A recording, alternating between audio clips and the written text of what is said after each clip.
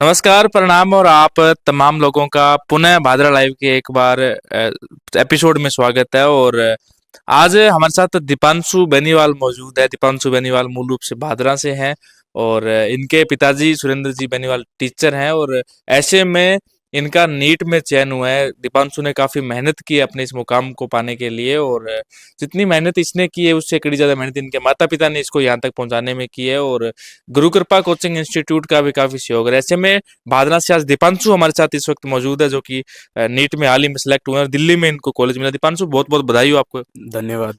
तो बताइए, किस प्रकार का आपका सफर रहा एक स्कूल के बच्चे से लेकर आज डॉक्टर बनने तक का।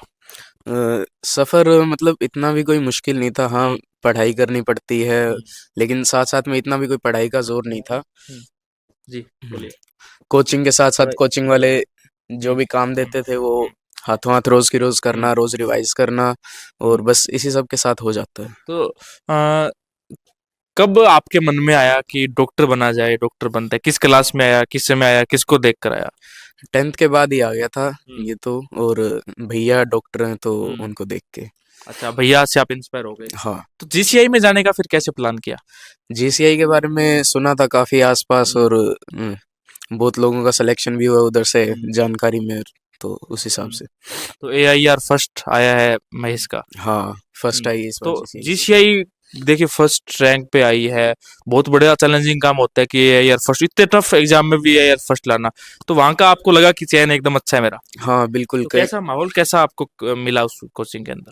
माहौल काफ़ी अच्छा था, टीचर्स काफ़ी सपोर्टिव थे, हम्म। रेगुलर क्लास होती थी और रोज़ होमवर्क मिलता था, मॉड्यूल्स वगैरह सॉल्व करना, डाउट काउंटर भी थे डाउट सॉल्व करने के हम्म। लिए, तो इन सब से काफ़ी हेल्प होती है। तो आपको हेल्प मिली? हाँ, बिल्कुल। हम्म। तो इस बार एग्जाम भी टफ आया था, और वहां पे फिर आपने कैसे उसके लिए प्रिपरेशन की कि हाँ ये तैयारी करते हैं? कोई ऐसा सब्जेक्ट था जिसमें आपको लगता कि यार दिक्कत है, तो उसको सही से किया जाए फिर? दिक्कत केमिस्ट्री में थी हम्म। थोड़ी-सी, बाकी फिज़िक्स मेरी अच्छी थी, बायोलॉजी भी सही थी। हम्म। थोड़ी-सी केमिस्ट्री में दिक्कत थी, तो उसमें थोड़ी-सी ज़्यादा क्वेश्चन प्रैक्टिस करना, हम्म। कॉन्सेप्ट्स को समझना हम्म। और उस सब से हो गया। तो मैनेज करते थे स्कूल वाले, जो आपके मॉक टेस्ट होते थे और होते थे, उनको घर वालों के भेजना, और कि हाँ भाई ऐसे बच्चे का रिजल्ट है? हाँ, जैसे टेस्ट होता था तो हम्म। रिज़ल्ट वग़ैरह वो फ़ोन पे आ जाता था हम्म। पेरेंट्स के पास, हम्म। तो वही बताते थे रिज़ल्ट।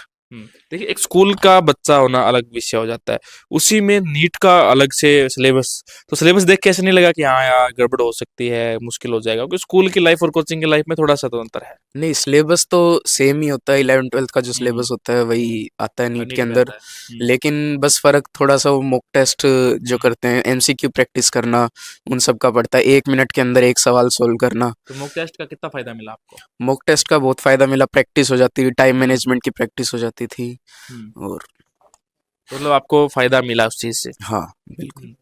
चलिए, सुरेंद्र बेनीवाल जी हमारे साथ मौजूद है, जो कि पेशे से टीचर है। टीचर का अपने बेटे को डॉक्टर बनाने का ये सर कैसे विचार आया? ना, विचार तो ऐसे है कि एक तो खुद की ऐसे चॉइस थी और हम्म। फिर क्या है कि भांजा है हम्म। जुबिन जाखड़, हम्म। वो ऑलरेडी डॉक्टर है। हम्म। तो ये कुछ उसकी वजह से 10th के बाद खुद ही बोला भी मुझे बायो लेनी है।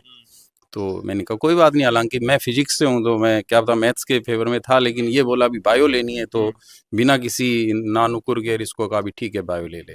तो अभी देखिए, बच्चा जब ये मान लो आप अच्छी उम्र में होगा, 23-24 साल की उम्र तक जाएगा, तब तक तो इसकी डिग्री भी कंप्लीट हो जाएगी। तो ऐसे में जीसीआई का आपने कैसे विचार किया कि बच्चे को जीसीआई भेजते हैं? क्योंकि अपने से दूर भेजना पहली बात तो बहुत डिफिकल्ट काम हो जाता है, फिर सिक्कर जैसे शहर में भेजना। तो ये विचार कैसे है कि सिक्कर भेजते हैं और जीसीआई भेजते हैं? ना, दूर वाली बात नहीं है, जैसे पहले कोटा वगैरह जाना पड़ता था उसके मुकाबले अब अपने यहाँ खुद के क्षेत्र में माने अपने शेखावटी को दूर नहीं है अपने से, और काफ़ी लोगों को फ़ायदा भी मिला है, बहुत से बच्चे सिलेक्ट हुए हैं। तो नाम तो इधर उधर से सुन के, और फिर कुछ रिलेटिव हैं वो वहाँ कोचिंग भी करवाते हैं, तो कुछ ये सोचा कि वहाँ थोड़ा देखभाल भी अच्छी तरह से हो जाएगी, और कुछ पहले के सिलेक्शंस वगैरह देख के भी था अभी ठीक रहेगा, और अब देखें तो निर्णय सही रहा। अभी अपने लिए तो ऐसे कोचिंग बढ़िया रही और बच्चे का एक बार में सिलेक्शन हो गया। हम्म। तो देखिए, सुरेंद्र जी हमारे साथ थे, और जैसे दीपांशु ने बताया कि काफी मेहनत की है उन्होंने। तो आपकी आपके दोस्तों के साथ और बात होती थी कि भी टेस्ट में कैसे होगा, सिलेबस में कैसे होगा? तो ऐसे आपका था आपस में? हाँ, बात तो होती थी, साथ में उनको देख के हाँ, ऐसा भी मन करता कि हम्म। ज़्यादा अच्छा कर रहा है तो उससे और बढ़िया करें, कॉम्पिटिशन टाइप का हो जाए। कंपटीशन था। हम्म। हाँ, इससे हेल्प मिलती है। सुरेंद्र जी, आप पेशे से एक टीचर हैं और टीचर का मैनेजमेंट बहुत प्रिंसिपल भी हैं आप रसलाना में, बहुत अच्छा मैनेजमेंट भी जानते हैं कि हाँ इस प्रकार से इसको पॉसिबल किया जा सकता है। तो ऐसे में बात करें कि किस प्रकार से जीसीआई के जो टीचर्स थे उनके आपके बॉन्डिंग थी, कैसी मैनेजमेंट के साथ बॉन्डिंग थी, जब इनके मॉक टेस्ट वगैरह होते थे तो आपको नंबर भी वो भेजते थे, तो किस प्रकार से आपका सब सिस्टम था? नहीं, टीचर्स से चलो पर्सनली मेरा ज़्यादा इंटरेक्शन नहीं हुआ, यही ज़्यादा टच में था। लेकिन जीसीआई का एक तो मेन जो था टेस्ट वगैरह का जो है वो लगभग टेस्ट का रूटीन उनका काफ़ी ज़्यादा रहता है। तो एक तो टेस्ट की वजह से ही क्या है कि मेन बच्चे की प्रैक्टिस होती रहती है, उसको अपनी गलती का एहसास होता रहता है।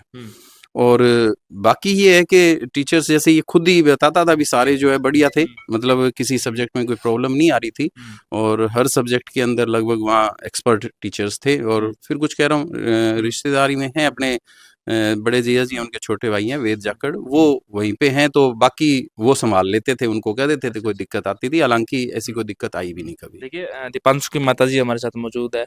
पढ़ाई करना ना करना, टेस्ट में नंबर आना ना आना, ये सब एक अलग बात हो जाती है कि तो माँ बेटे की जो बॉन्डिंग है, खाना खाया कि नहीं खाया, तबीयत कैसी है, आप पूछते थे इससे कि कैसी तबीयत है, क्या करते हाँ, ये 2 टाइम फ़ोन कर लेता था कम से कम, लेकिन खाने की तो चिंता रहती थी, ये खाता-पीता कुछ कम ही हाँ, है। शरीर से दिख रहा है कि हाँ, कमजोरी है बाहर थोड़ा। का खाने के हाँ, खाने के फ़ेवर में है ये, लेकिन रोटी वग़ैरह खाता नहीं है, इसलिए तो सीकर इसको टेंशन तो रहती है। सीकर इसको कोचिंग के लिए भेजा और वहाँ पे इसने रिजल्ट भी दिया, तो क्या कहेंगे जीसीआई के लिए?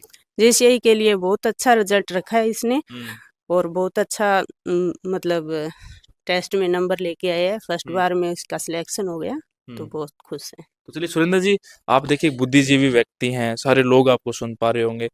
पेरेंट्स की बात करें तो बच्चे का 1-2 बार में सिलेक्शन नहीं होता है, तो उसको कह देते हैं तू दूसरा कुछ कोर्स कर ले, बच्चा भी टूट जाता है। अभी हमने एक ऐसे बच्चे का इंटरव्यू लिया जिसका 5वीं बार में सिलेक्शन हुआ, तो 4 बार वो बच्चा टूटा है। ऐसे में 4 बार तक तो पहुँच ही नहीं पाते बच्चे। तो उन सब माता-पिता को, और सिक्कर में तो आपने देखा होगा, सुनते भी हैं कि बच्चे के पास रहकर माता-पिता वहाँ सिक्कर में मज़दूरी करके, एक लड़की हमने देखी थी बरवाला की, कि उसके माता-पिता सब्जी बेच के वहाँ पे उसको पढ़ाया। तो उन सब पेरेंट्स को आप क्या कहना चाहेंगे जो बच्चे की छोटी सी मतलब कोई हो गया कि हाँ भी नहीं सिलेक्शन हो पा रहा, तो उसको घर पे बिठा देते हैं या दूसरी कोई डिग्री में भेज देते हैं, उन सब के लिए आपका क्या संदेश रहेगा एज ए टीचर? नहीं, ऐसे है कि देखो पेशा सिर्फ एक डॉक्टरी सब कुछ है, ऐसी बात भी नहीं है। लेकिन बात इसके अंदर ये है कि थोड़ा बच्चे का जो मूल्यांकन है वो सही तरीके से होना चाहिए। हमें लगता है कि बच्चा वास्तव में इस कॉम्पिटिशन के लायक है। तो इसके लिए ये है कि जैसे पिछली बार मान आप जैसे कह रहे हो 2-3 साल हो गए, तो 2-3 साल में अपने उसके बच्चे के मार्क्स देखें, तो मेरा मानना ये है कि यदि लगातार बच्चा इम्प्रूव कर रहा है, तो कहीं न कहीं चांसेस बनते हैं। और बच्चे की खुद की यदि रुचि है, और जैसे मैं अभी आपको बताऊँगा, एक स्टूडेंट है पढ़ा हुआ, उस स्टूडेंट ने चौथी साल के अंदर जब गार्जियन ने ये कहा कि नहीं भी अपने से तो पार नहीं पड़ रही है, तू तो ऐसे कर, घर पे रह, अब अपनी बस की बात नहीं है। लेकिन बच्चे ने मेरे कहा कि सर कुलदीप है अभी एमओ पोस्टेड है गांधीवाड़ी में, तो हाँ, तो कुलदीप ने मेरे को कहा कि सर अब के बगे मेरे पिताजी से कह दो कि मेरे को भेज दें, अगली बार यदि मेरे को खेत में काम करने का कहेंगे ना तो मैं खेत में भी काम करूंगा। तो कहने का मतलब उस बच्चे का जज्बा देखा, उसके पापा को का भी नहीं भेजना चाहिए। तो ओवरऑल बात यही है कि यदि बच्चे में अपने को जज्बा नजर आ रहा है, और अकेले जज्बे से भी नहीं, उसके साथ मेहनत भी होनी चाहिए। बच्चे का ग्राफ यदि इंप्रूविंग है तो जरूर उसको तैयारी करवाएं, लेकिन बच्चे के साथ जबरदस्ती भी न करें। क्योंकि अपने अक्सर इधर देखते हैं, सुनते हैं कि जिन बच्चों का 4th क्लास में या कोई एलडीसी में सिलेक्शन नहीं होता, उनका आरएस आईएएस में होता है। और बहुत से ऐसे एग्जांपल्स हैं, थ्रू आउट 3rd डिवीजन या 2nd डिवीजन जो है वो आईएएस तक पहुंचते हैं। तो डॉक्टरी लाइन ही सब कुछ है, ऐसी बात नहीं है। बच्चे की यदि उसमें रुचि नहीं है तो कहीं ना कहीं बच्चे को वक्त खराब करें, या बच्चा हो सकता है जबरदस्ती की वजह से लाइन से भटक जाए, तो इसकी वजह उसको कोई दूसरी लाइन पे अपने भेजे तो ठीक रहेगा। तो कुल मिला के बात यह है कि बच्चे का मूल्यांकन अपने सही करें, उसकी रुचि और उसके हौसले को देखना चाहिए अपने। चलिए दीपांशु, आप क्या कहेंगे सभी बच्चों को? बस तैयारी करते रहिए, एक बार में नहीं हुआ अगली बार हो जाएगा, लेकिन रेगुलर प्रैक्टिस करते रहिए, एमसीक्यू वगैरह प्रैक्टिस करना, थ्योरी पढ़ना, एनसीईआरटी पे ध्यान देना, इन सब चीज़ों से, और डेफिनेटली होगा। चलिए शुभकामनाएं देना चाहेंगे हम दीपांशु को, सुरेंद्र जी को, इनकी दीपांशु की माताजी को कि इस कदर इन्होंने बच्चे को मेहनत कराई और आज ये डॉक्टर बनने की ओर अग्रसर हुआ है इनका बेटा।